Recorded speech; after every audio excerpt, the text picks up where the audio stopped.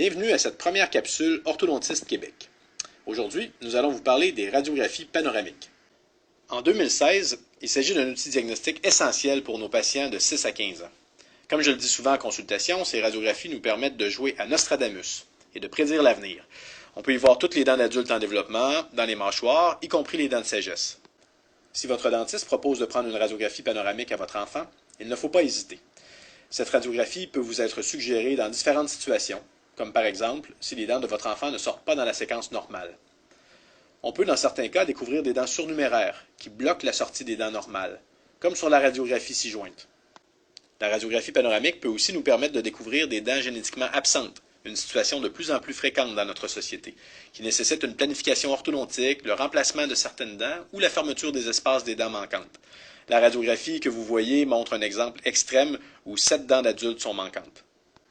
Finalement, entre 9 et 11 ans, une radiographie panoramique est fortement recommandée pour vérifier la position des futures canines d'adultes. On voit ici des canines mal positionnées qui détruisent les incisives adjacentes. Sans radiographie de contrôle, ces incisives d'adultes finiraient malheureusement par branler et tomber. 5 à 10 % de la population ont des canines mal positionnées. C'est donc assez fréquent. Si vous donnez la chance à votre dentiste d'intercepter de telles situations grâce à une radiographie panoramique, il pourra vous référer chez l'orthodontiste à temps et ainsi limiter l'ampleur des problèmes. Les radiographies panoramiques sont essentielles en 2016. Merci de votre attention et à bientôt.